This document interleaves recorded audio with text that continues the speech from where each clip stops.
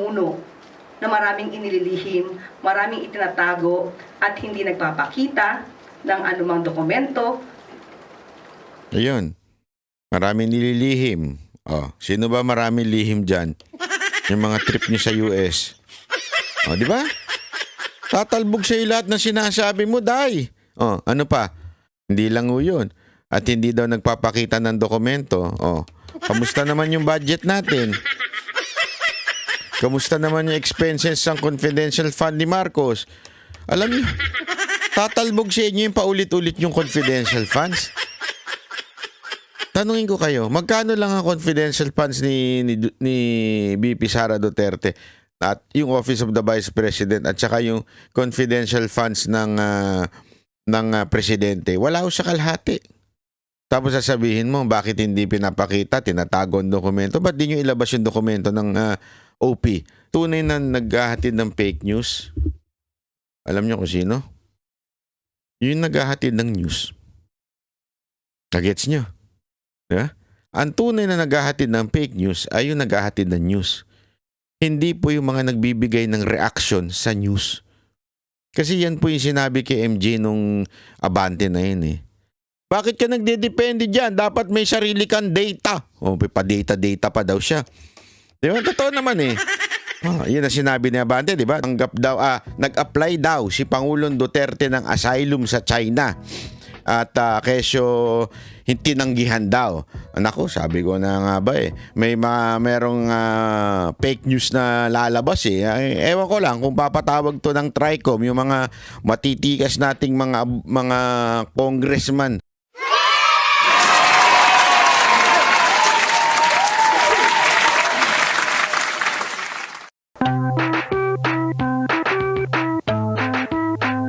Si Chenet kasi heart eh.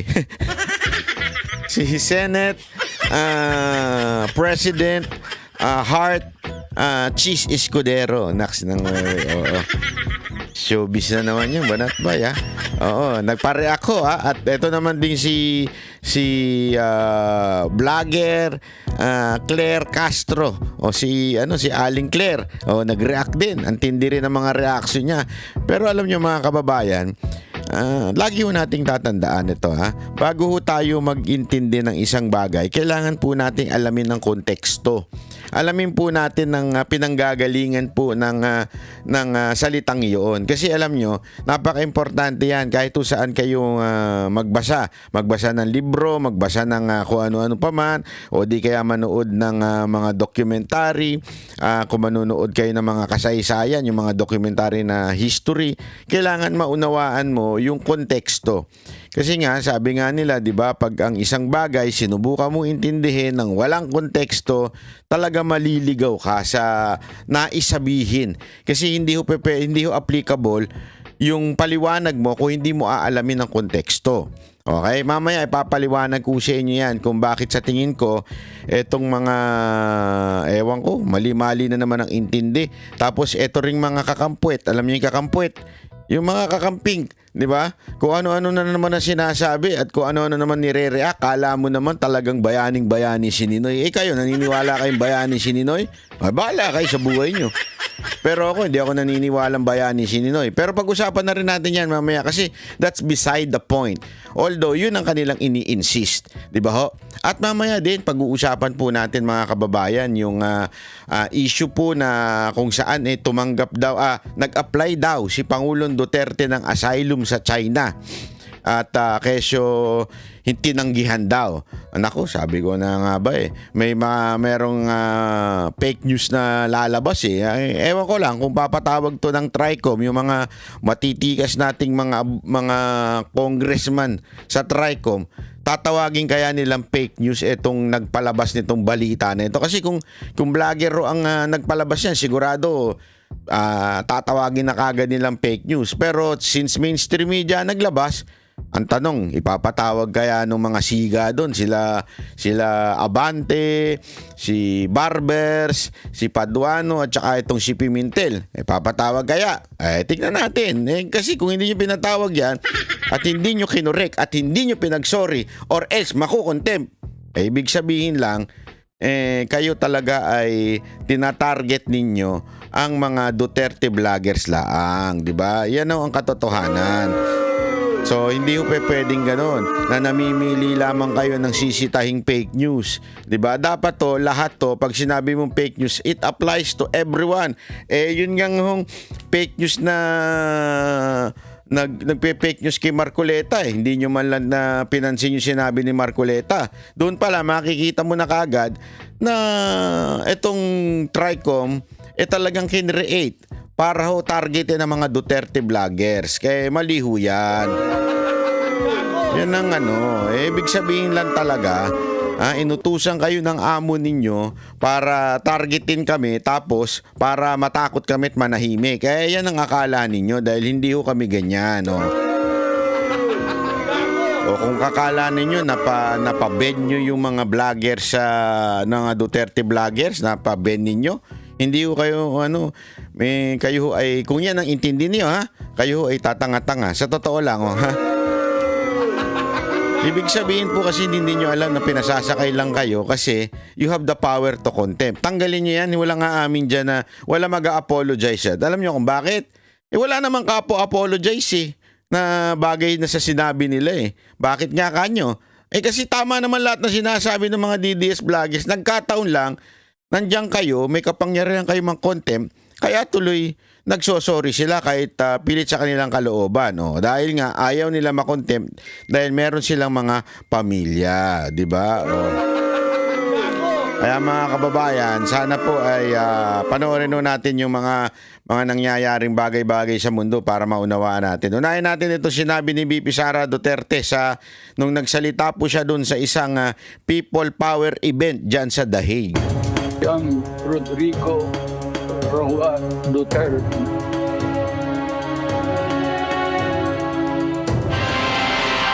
Sa gitna ng mga panawagang ibalik sa Pilipinas si dating Pangulong Rodrigo Duterte na hawak ngayon ng ICC, nangangamba raw si Vice President Sara na baka matulad ang ama sa sinapit ng yumaong senador Ninoy Aquino.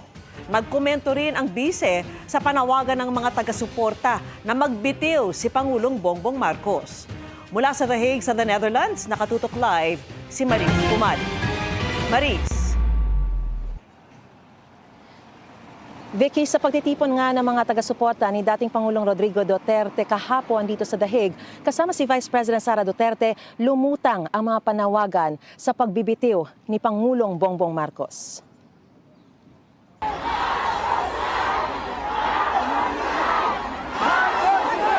Yan ang paulit-ulit na sigaw ng mga taga-suporta ni dating Pangulong Rodrigo Duterte at ang sagot ni Vice President Sara Duterte. Nagsabi niya, hindi ako Marcos resign. Bakit ba kailangan resign? Dahil hindi mo pinapakita sa taong bayan na maayos kang mag-isip at kaya mo ang mamuno. Bring him home! Ayon sa bise, gagawin nila ang lahat ng legal na paraan para maiuwi sa bansa ang ama. Pero nag-aalala raw siya na baka matulad ang ama sa nangyari kay Senador Ninoy Aquino na binaril sa tarmac pagbalik sa Pilipinas noong August 21, 1983. Sabi ko, yung kagustuhan mo na umuwi, yan din yung katapusan ng buhay mo. Magiging Ninoy Aquino Jr. ka. At sinabi niya sa akin, sabi niya, kung ganyan ang kapalaran ko, then so be it. Basta lang mauwi ako sa Pilipinas. Kaya meron man akong worry para sa kanyang safety and security, pero lagi niyang inuulit-ulit talaga, ibalik niyo ako sa Pilipinas. Bring him home!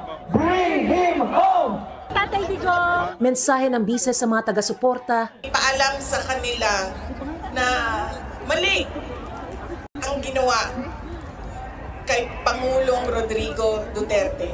At paano ba itama yon? Ibalik nyo lang siya sa Pilipinas. Ituloy nyo lang yung kaso, walang problema. Ibalik nyo lang siya. Dati nang iginiit ng Malacanang, PNP at Justice Department na nasa legal ang pag-aresto sa dating Pangulo. Dagdag ng bise, may inihayag daw na pangamba ang dating Pangulo para sa darating na eleksyon. Nag-express din siya ng fears niya, apprehensions niya sa baka merong mangyaring dagdag bawas, yung mga ganon na mga usapan sa eleksyon. Tinanong niya kung papaano siya makakabalik dahil nga meron din siyang eleksyon sa Davao City. Vicky, sa mga sandali nito ay may nakikita ulit tayo ng mga kababayan natin dito sa may detention facility na pumunta para mabisita rin ang dating Pangulo at inaabangan din nila si Vice President Sara Duterte na nung Sabado ay nagsabi na muli siyang bibisita sa kanyang ama ngayong araw. At yan pa rin ang pinakasariwang balita mula pa rin dito sa The Hague, Netherlands. Balik sa iyo, Vicky. Maraming salamat sa iyo, Mariz Umali. Ayan, okay. Bago natin ituloy yung komento ng ibang mga bugok, ha? Alamin po ba natin ang konteksto nito? Ano po ba yung sinasabi ni Vice President Sara Duterte? Hindi ko niya kasi alam nyo, hindi ko maintindihan niya ng mga tanga eh. Hindi ko alam pero yung mga tanga hindi ko nila maintindihan. Hindi naman kinukumpara ni VP Sara Duterte si Ninoy kay Pangulong Duterte. Alam nyo kung bakit? Unang-una sa lahat, wala namang ginawa si Ninoy bilang isang presidente dahil hindi naman po siya naging presidente.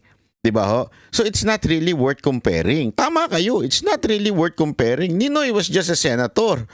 And President Rodrigo Roa Duterte is a president.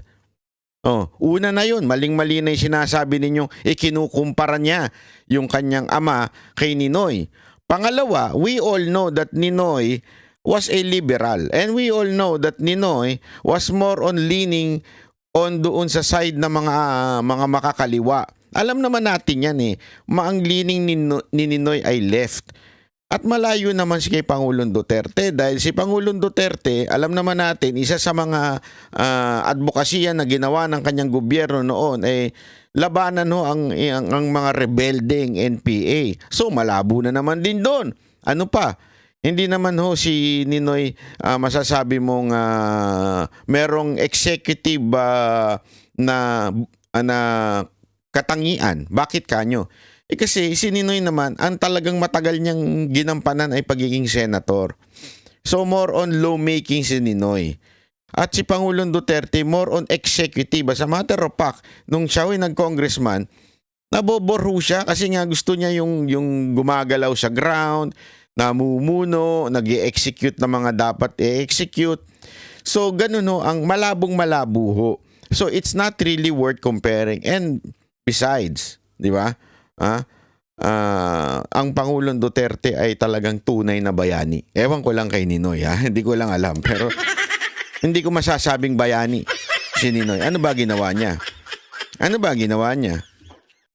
Na masasabi mong bayani, yung demokrasya na ganyan-ganyan, na ano nangyari after demokrasya.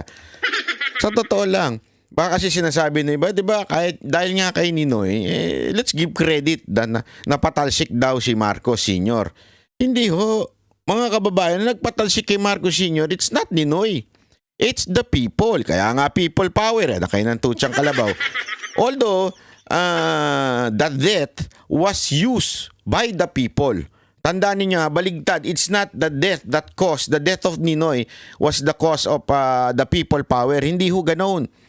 Yung death ni Ninoy ang ginamit lamang ng mga tao para magkaroon ng pag-aaklas sa gobyerno ni Marcos noon.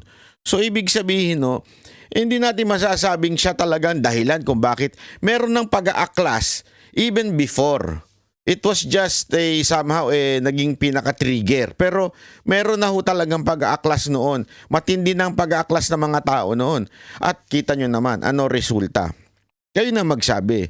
Anong resulta ng pagpapatalsik kay Marcos? Nabago ba Pilipinas? Hindi ho. Hindi ko sinisiraan yung si Ninoy o kaya yung kanyang asawa. Pero kitang-kita naman po natin mga kababayan, ano nangyari? Nandun pa rin yung mga cronies, nandun pa rin yung mga makakaliwa na pinalaya pa nga, 'di ba? Yung criminality hindi naman nagbago. Kaya nga nagkaroon ng, I think, correct me if I'm wrong, correct me, nagkaroon po ng, I think, 8 na kudita. Bakit? Kasi yung talagang tunay na nakipaglaban nung sa EDSA, yung mga tao at yung sundalong bumaligtad, ang nais nila ay tunay na pagbabago. Ano nangyari nung kay Cory? Walang nagbago. Kahit nga yung vice president niya nag-resign. Bakit to? Nagre-reklamo.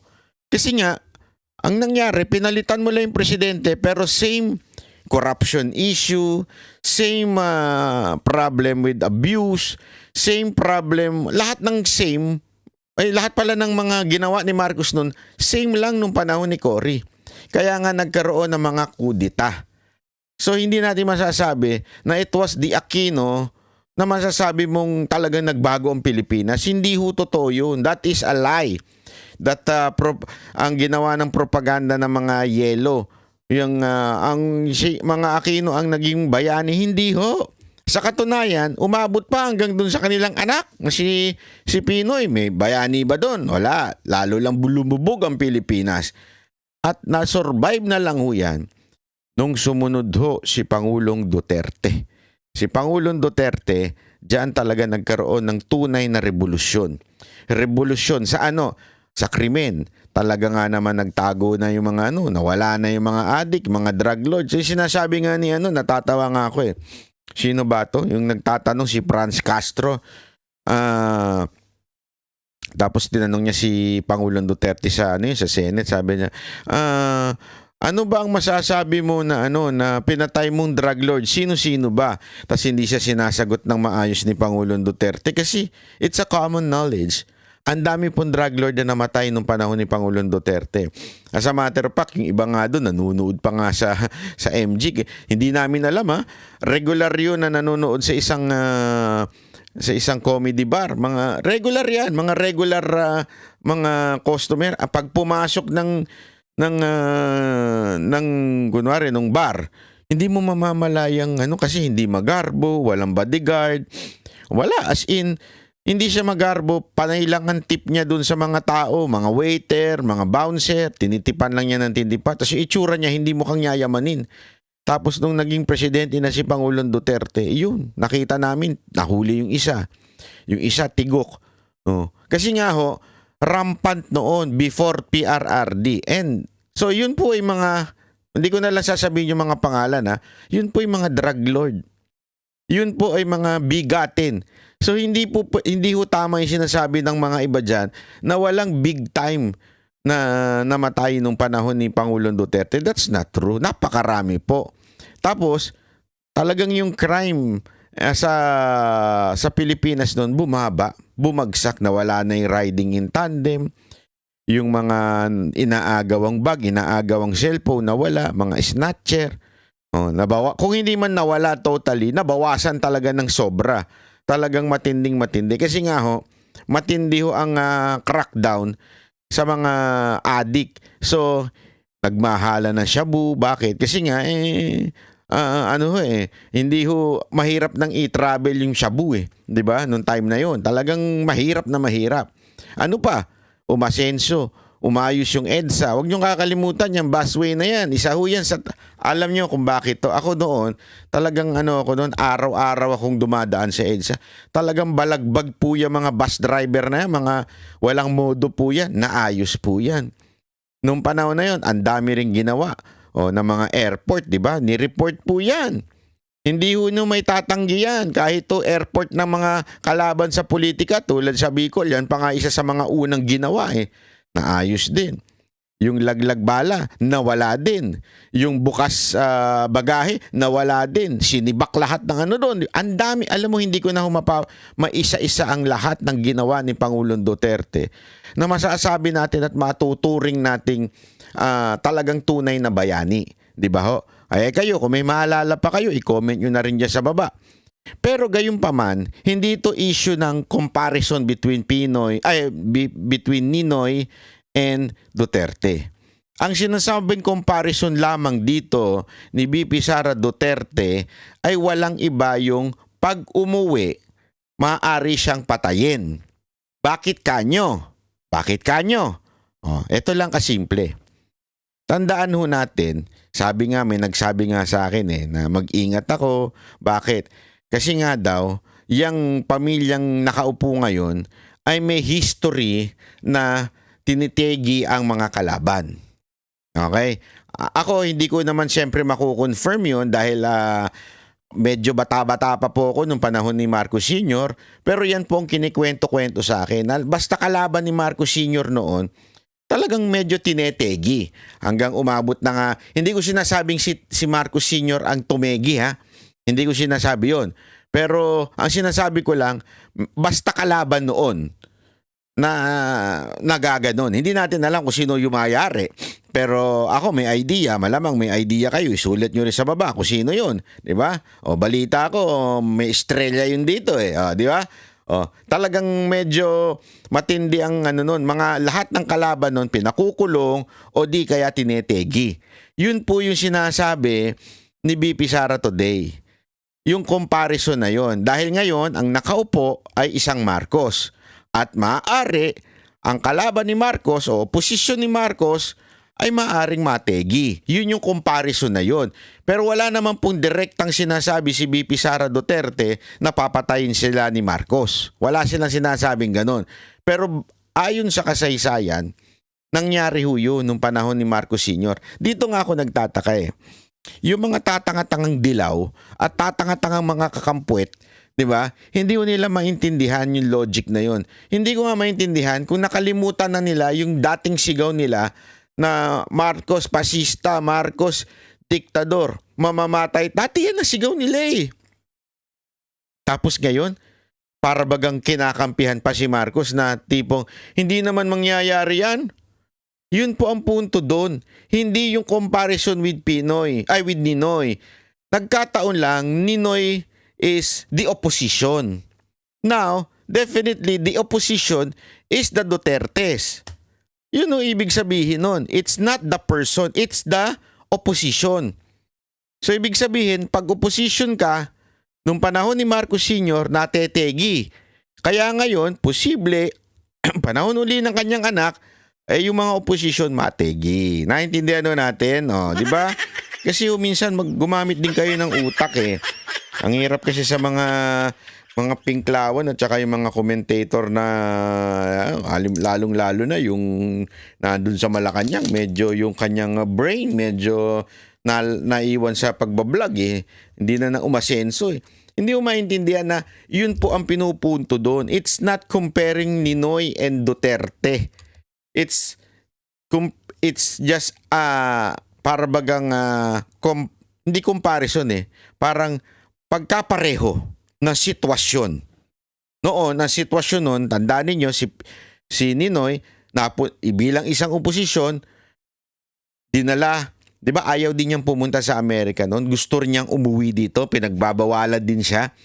Ayaw niyang umuwi. Gusto niya umuwi, ayaw ng mga kamag-anak niya, ayaw ng mga kaalyado niya na umuwi dito. Pero nagpilit si Ninoy. Yun naman din, ngayon din, si Pangulong Duterte, pinagbabawalan din siya ng mga tao na dito ka na lang, huwag ka nang umalis dito. Kung magkaroon man ng house arrest, dito ka na lang, huwag ka na umuwi kasi iba na ang atmosphere sa Pilipinas pagdating sa oposisyon. Talagang wala ako sinasabi si Marcos ang gumagawa nito hindi ko sinasabi si BBM. Pero lahat ng nagiging oposisyon binabala sa kanyon. 'Di ba? Ika nga talagang lahat po ay gustong mawala. From Pastor Kibuloy, SMNI, Duterte, 'di ba? O ano pa? Sino pa? Lahat ng mga kaalyado kinakasuhan yung Cebu Mayor, 'di ba? Mga kinakasuhan sino pa ang mga vloggers Basta oposisyon kailangan matanggal sa Pilipinas. Ganun ang ginagawa ng gobyernong ito, which is same po noong nangyari sa Marcos Sr. Yun po ibig sabihin. Kaya please lang, yung mga nagre-react na tatanga-tanga dyan, wag naman tanga, minsan mag-isip din, minsan gumamit din ng alam mo yun ng utak, di ba? Oh, tama ba ako? Ito, Maris? Ikaw ba si Maris? Oh. Na pumunta para mabisita rin ang dating Pangulo at inaabangan din nila si Vice President Sara Duterte na nung Sabado ay nagsabi na muli siyang bibisita sa kanyang ama ngayong araw. At yan pa rin ang pinakasariwang balita mula pa rin dito sa The Hague, Netherlands. Balik sa iyo, Vicky. Maraming salamat. Siguro diyan sa siguro diyan Malamig po siguro diyan. Mantakin mo kung matutulog ka diyan sa dahig. Malamig po diyan kaya kailangan mo lagyan ng banig, di ba? Anong dahig banig? Dahig yung higaan sahig. Yan sahig. Oo, may malamig diyan. Gumamit ka ng comforter para hindi ka malamigan sa sahig. Humiga ka ba naman sa sahig? Dali.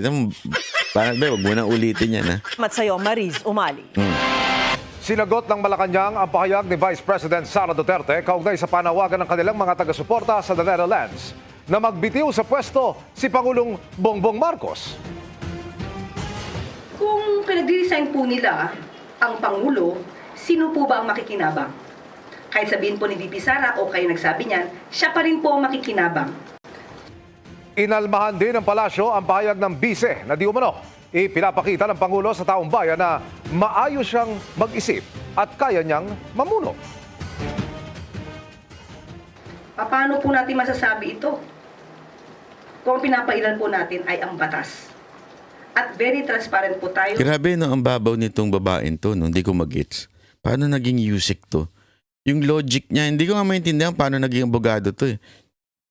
Ang babaw-babaw ng mga pag-iintindi niya sa mga sinasabi ng mga detractors, Yung parbagang, yung pag-unawa niya parang hindi ko naman sinasabing gano'n, ha?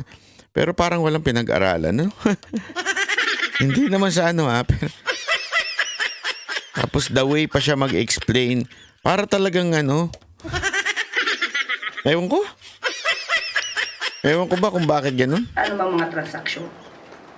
Hindi po mas kakayanin ng isang tao na mamuno na maraming inililihim, maraming itinatago at hindi nagpapakita ng anumang dokumento,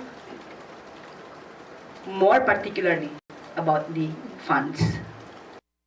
Ibang Yan na naman yung confidential funds.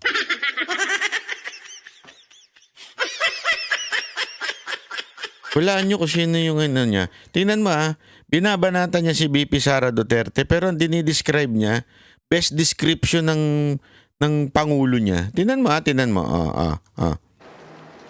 Kung ang pinapailan po natin ay ang batas. At very transparent po tayo sa anumang mga transaksyon. Hindi po mas kakayanin ng isang tao na mamuno na maraming inililihim, maraming itinatago at hindi nagpapakita ng anumang dokumento. Ayun. Maraming nililihim.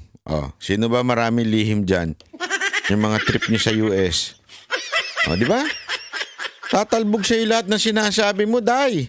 Ano pa? Hindi lang yun. At hindi daw nagpapakita ng dokumento. Kamusta naman yung budget natin? Kamusta naman yung expenses ng confidential fund ni Marcos? Alam niyo, tatalbog sa inyo yung paulit-ulit yung confidential funds. Tanungin ko kayo, magkano lang ang confidential funds ni VP Sara Duterte at yung Office of the Vice President at saka yung confidential funds ng presidente? Wala ko sa kalahati. Tapos sasabihin mo, bakit hindi pinapakita, tinatago ang dokumento? Ba't di nyo ilabas yung dokumento ng OP sa confidential funds? Di ba? Puro tayo daldal eh. Anak ka ng tutsa naman, Madam Claire. Ano bang yung mga sinasabi mo? Taloy na. Nagmumukha kang dyan. Alam mo ko ako sa'yo? Mag-resign ka na lang. Mahirap yan eh. Yung ginagawa mo.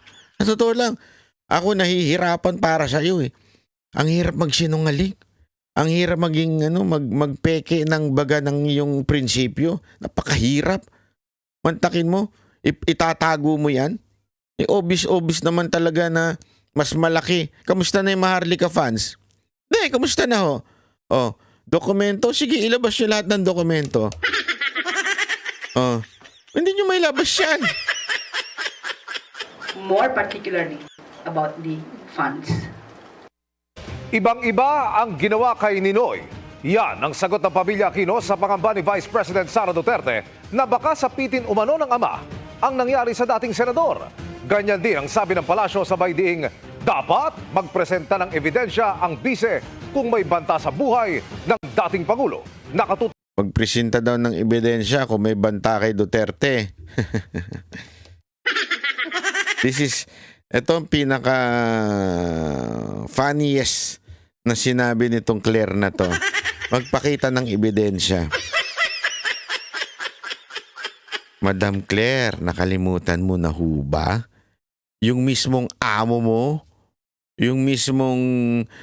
mo na paulit-ulit na sinasabing hindi niya papayagan ng ICC, yung mismong mga sekretary na sinasabing pag pumasok sila dito, aarestuin sila.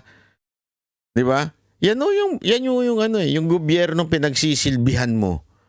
Oh, sila din mismo ang bumaluktot ng lahat ng kanilang sinabi. That's the truth. Yan ang katotohanan. Oh. si Ian Cruz. Ngayon pa, sabi ko, yung kagustuhan mo na umuwi, yan din yung katapusan ng buhay mo. Magiging Ninoy Aquino Jr. ka. Pumalag ang palasyo sa kwentong yan ni Vice President Sara Duterte tungkol sa pag-uusap nila ng kanyang amang si dating Pangulong Rodrigo Duterte na nakadetain ngayon sa The Hague, Netherlands. Ang pangamba ng bise, sapitin ng ama ang nangyari kay Senador Ninoy Aquino Jr. na binaril sa airport pagkababa ng kanyang flight mula Amerika noong 1983. Halos 42 taon matapos niyan, hindi pa rin tukoy kung sino ang mastermind sa krimen. Bagamat dahil politikal na kalaban ng mga Aquino, ang mga Marcos ang iniuugnay dito. Saan po ba nakukuha itong mga kwento na ganito? Saan po nakukuha ang pagkukumpara kay dating Ninoy Aquino? Saan nakukuha yung mga threats? As a matter of fact, hanggang ngayon, yung sinasabing threats kay VP Sara, hindi pa rin po na ipapakita sa NBI at saka sa PNP. So saan lamang po ito nakukuha? Kailangan po natin kasi ng mga materyales, ng mga ebidensya bago po magsagawa ng ganitong mga klaseng statements. Wala pong katotohanan yan. Hirit pa ng palasyo. Walang katotohanan yung mga ganyan-ganyan. Tapos pag napatay, ano sasabihin ninyo? Hindi totoo lang ha. Kasi nadala na ho ang taong bayan eh. Alam mo lahat ng nakakausap ko, as in hindi lang ho ako sigurado ho kayo mga nanonood sa akin. Lahat kayo, you never imagine that Duterte will be jailed sa ICC. Hindi nyo ma-imagine yan. Paano nangyari alam nyo kung bakit? Ba't di nyo ma-imagine? Marami sa atin nagpabudol Ayoko na lang mag-idiin pa Naniwala kayo noon kay Marcos na hindi niya papayagan ng ICC. Isa yan sa mga campaign promises niya. Sisiguraduhin niya poprotektahan niya si Duterte. Ano nangyari? Siya mismo ang naghatid. Ibig sabihin, yung kanyang mga tauhan na wala namang red notice, wala namang kahit anong sinasabing warrant, dinala sa ibang bansa. Alam nyo ba kahit mga Hapon alam yan? Bakit kanyo? Lumalabas sa news nila dito. At iba yung news nila dito, iba talaga dito sa Japan Yung news sa Pilipinas talagang grabe ang pagkabayas. Dito sa Japan, ang labas talaga ng news, hindi makatarungan yung pagbitbit kay PRRD sa ibang bansa. Hindi talaga makatarungan. Nagtataka baga. Yun po ang gaganong-gano sila. Yung mga Hapon ganun Diba? Pag nagtaka, takan-taka.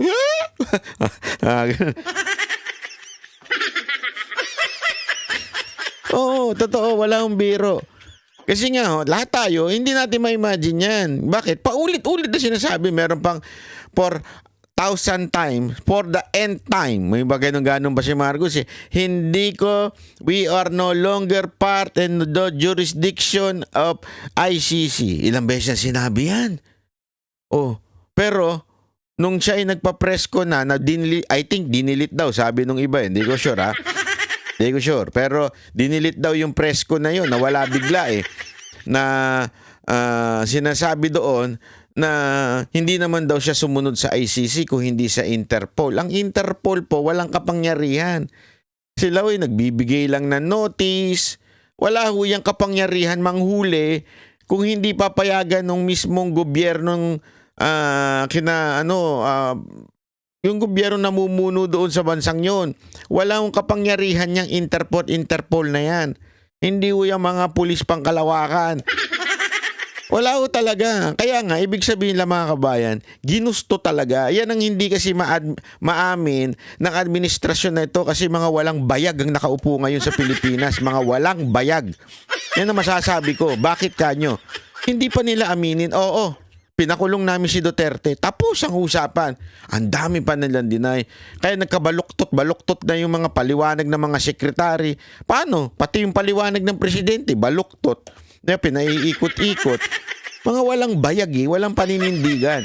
Sabihin nyo na lang, hindi, talagang pinakulong namin si Duterte para magbayad ng kanyang kasalanan. Ganon, diretsuhan.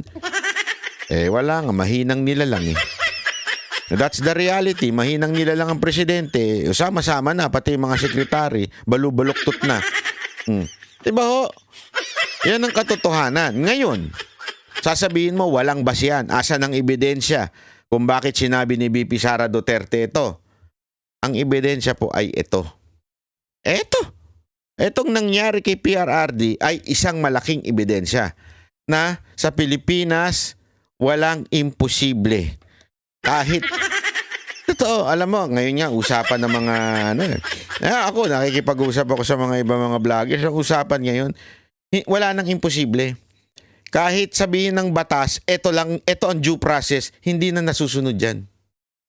Naintindihan natin, hindi na nasusunod ang due process. Kung ano man ang gusto nila mangyari, yun na masusunod.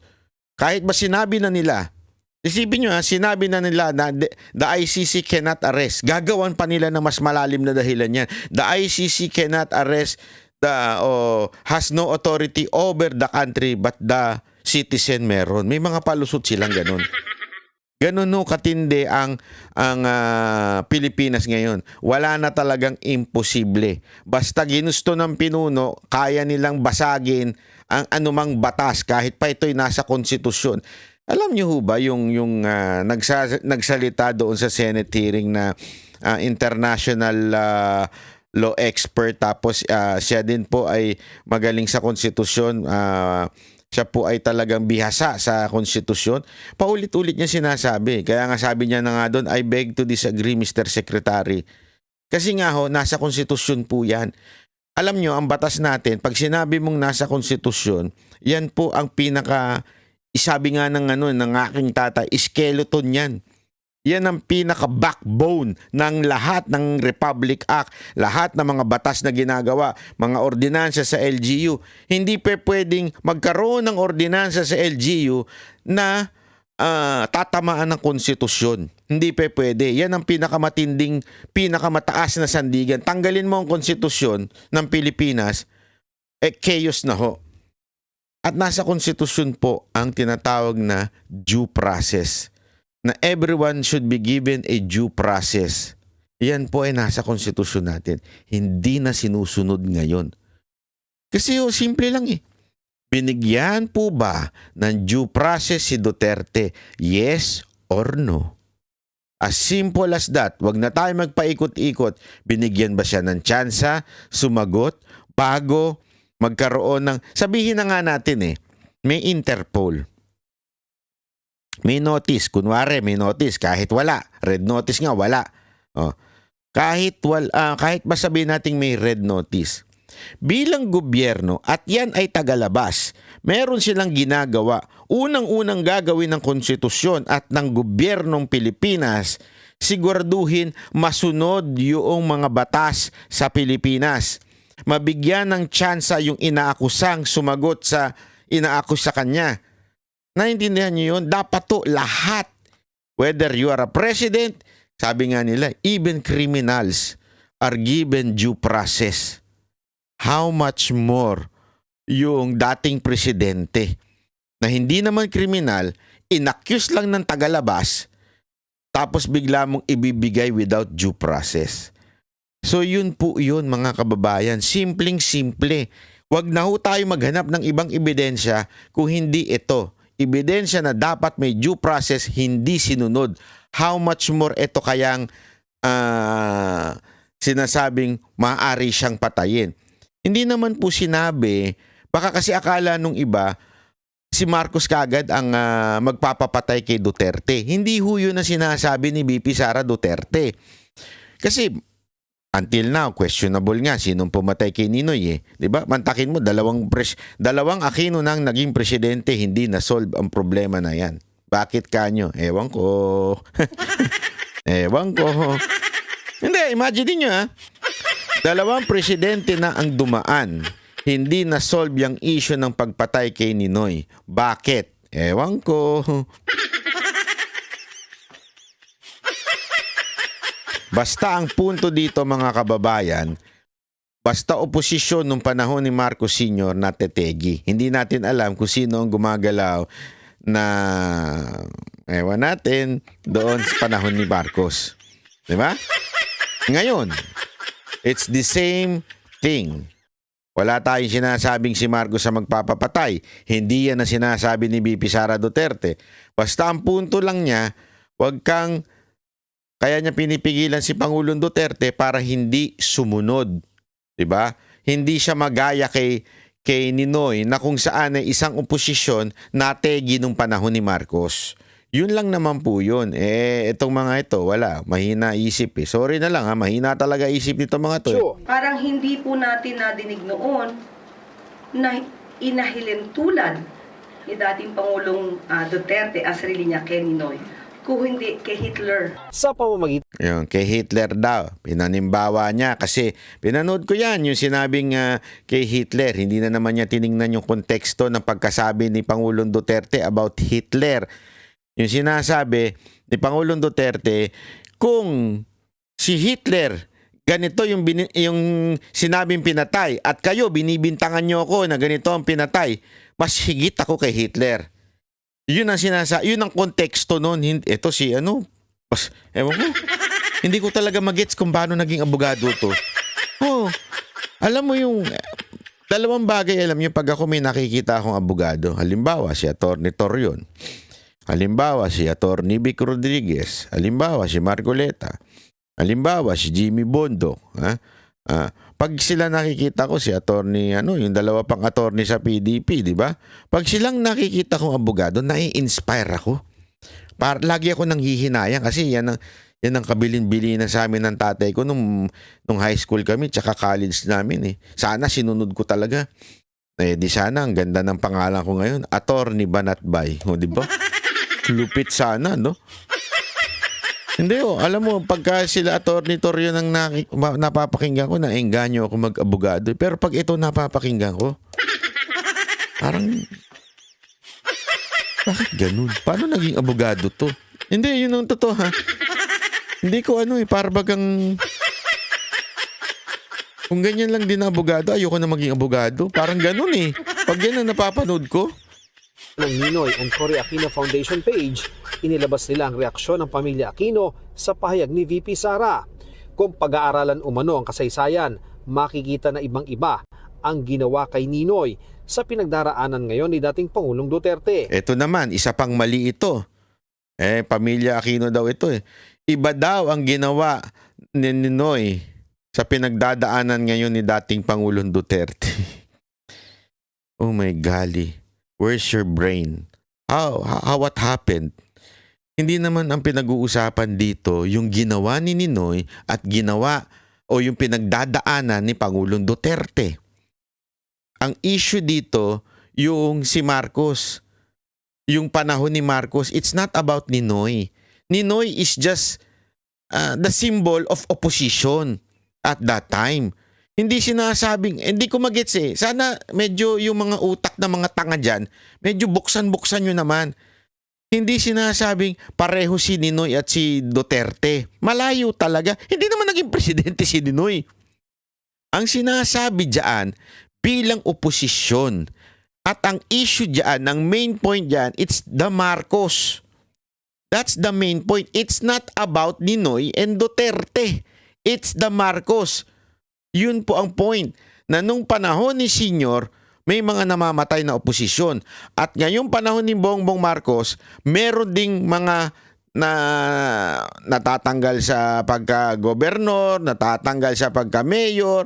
Yun yung sinasabing panahon. Again, hindi rin naman natin sinasabi na si Bongbong Marcos ang gumagawa nun. Pero same ang nangyayari.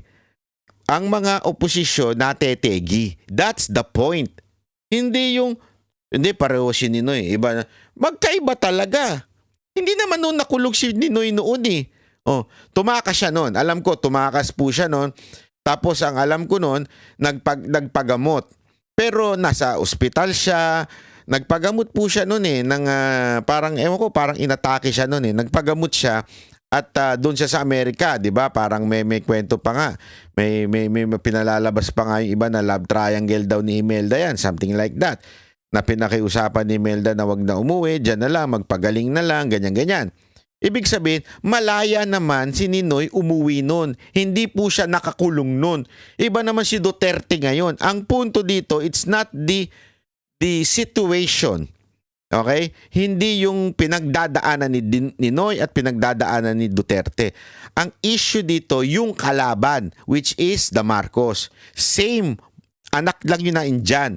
At same din yung nangyayari.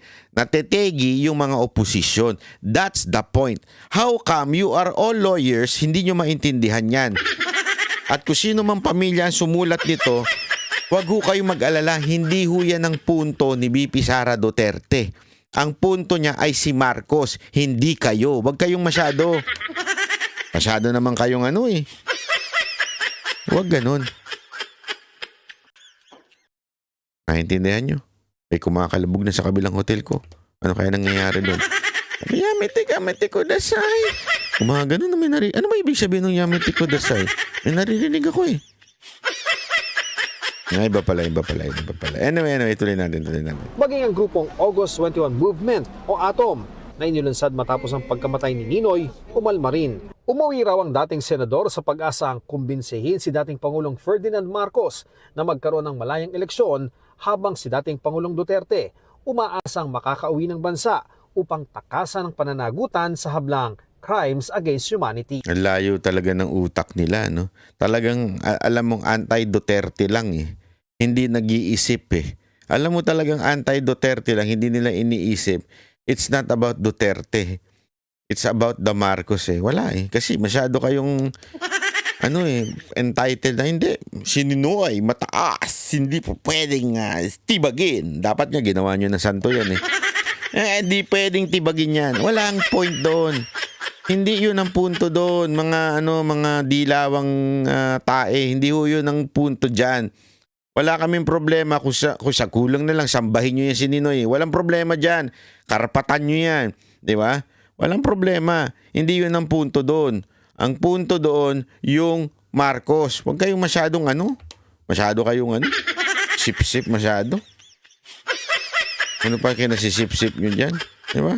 O, yan ang katotohanan. No? Anyway, isa pang balita. Ito ho. Ito. Yan. Bago pa maaresto sa Pilipinas at iharap sa International Criminal Court, sinubukan umano ni dating Pangulong Rodrigo Duterte na mag-apply ng asylum sa China pero tinanggihan siya. Ayon po yan sa isang mapagkakatiwalaang source. Ang kwento niya kaugnay ng pag-corner sa dating Pangulo sa NAIA sa pagtutok ni Maki Pulido. Yan, ito si Maki Pulido. Isa pa to.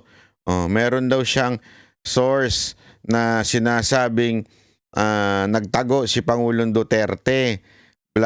Parang naghumingi ng asylum sa China. Ito si Pangulong Duterte. Ay nako, Maki Pulido. Paano ba yan? Biglang dininay ng China, so fake news ka. Ako po, patay ka. Dapat ipatawag ka. Hindi ko na kasi alam niyo yung istorya na to, pulidong-pulido talaga eh. Maki Pulido talaga. Kaya pala siguro tinawag na Maki Pulido to. Pumipulido ito ng istorya. Pulidong-pulido kung saan anong gagawin, kung kesyo sinubukan daw tumakas kasi kaya lang merong mga Interpol nun sa Hong Kong. Walang tumatak. Ito yan. Si Duterte tatakbo, hindi na nga makalakad ng diretsyo. Paano mo patatakasin yan si Duterte? This is how stupid they are, ha? Tatakas, di sana kung talagang tumakas yan, nakatakas na yan. 'Di ba? Kung talagang merong hinihinging asylum yun, sa tingin nyo hindi bibigay ng China yan? Kaalyado nila si Duterte, ibibigay ng China yan. Sigurado yan. Alam nyo, nako, ayoko na lang magsalita, pero ang mag-apply ng asylum, once hindi pa ma-approve na, application pa lang, hindi mo na pwedeng pauwiin yung tao. Application pa lang.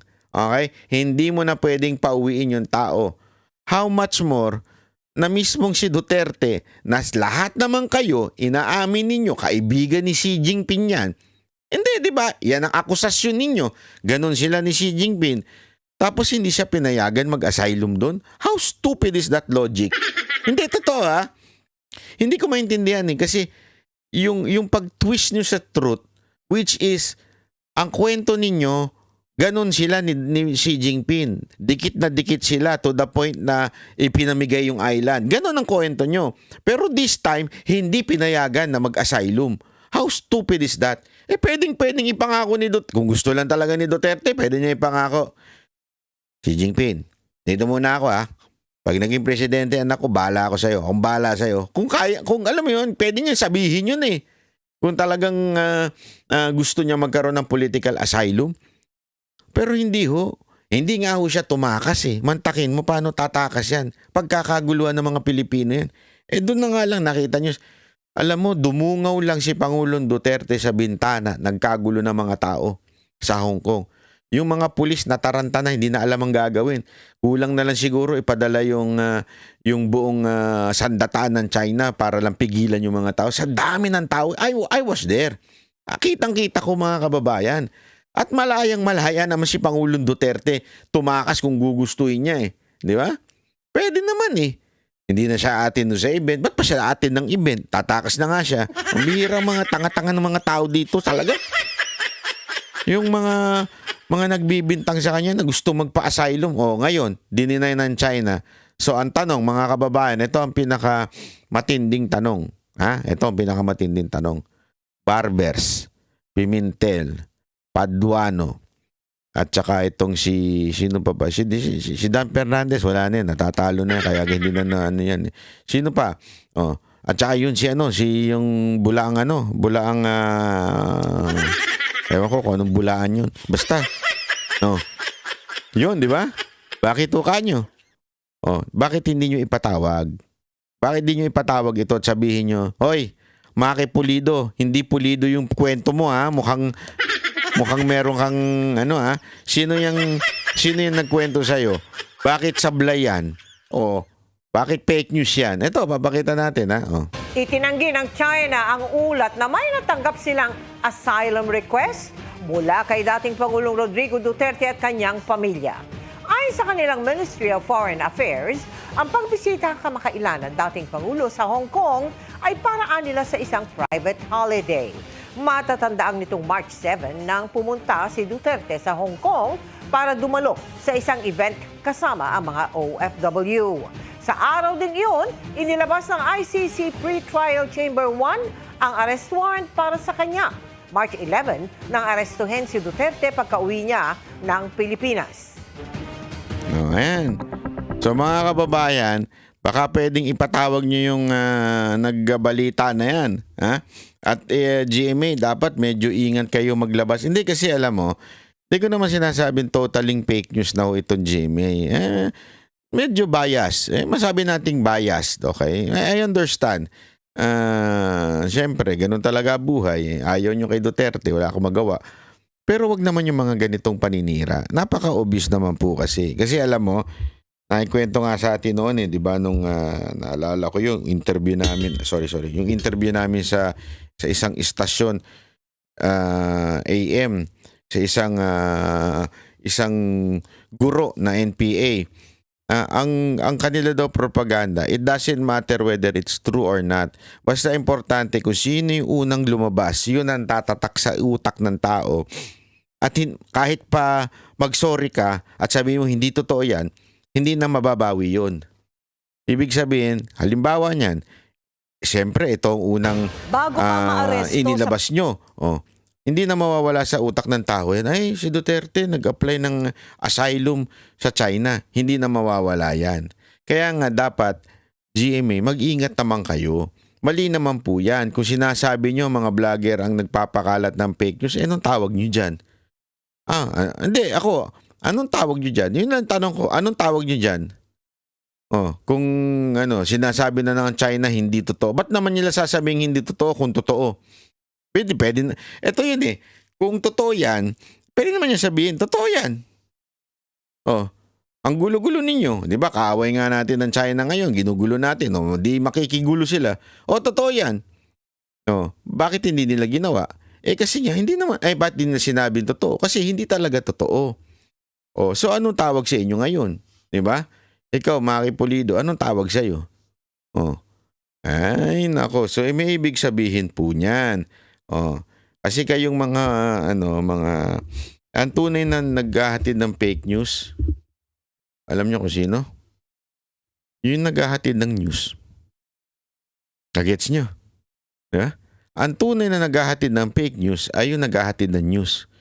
Hindi po yung mga nagbibigay ng reaction sa news. Kasi yan po yung sinabi kay MJ nung Abante na yun eh. Bakit ka nagdedepende dyan? Dapat may sarili kang data. Pa-data pa daw siya. Di ba? Totoo naman eh. Yun ang sinabi ni Abante, di ba? Dapat may data ka. Data. Hindi ka nag-aano sa news. Hindi ho. Hindi naman ho kami naghahatid ng news eh. Nagre-react lang kami sa news. So kung mali yun, abay mali yung news. Kasi nag-react lang kami sa news eh. Hindi mo magets, no? Di ba?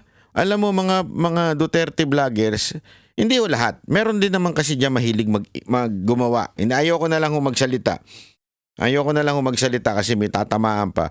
Pero basta ako at saka yung mga umupo diyan, yan po yung mga nag-react lang. Nagre-react lang po sila sa mga nakikita nila sa news. So kung ano man ang reaction nila, it's an opinion. It's not news. So therefore, hindi mo pa pwedeng sabihing fake news ang opinion kasi hindi nga siya news. Pwede mo sabihin, that's a false opinion. O kaya, that opinion is wrong. Pwede mo sabihin yun. Diba? Pero kung nagre-react ka lang at hindi naman ikaw nagbibigay ng ano mo, sabi nga nila, there is no right or wrong opinion. It's your opinion. Diba? Opinion mo yan eh. So, hindi ko masasabing tama o mali yan. Sa'yo yan. At ganoon din naman. Ikaw naman, news. Ikaw naghahatid ng tunay na news. Ikaw din na maaaring magsabi ng fake news.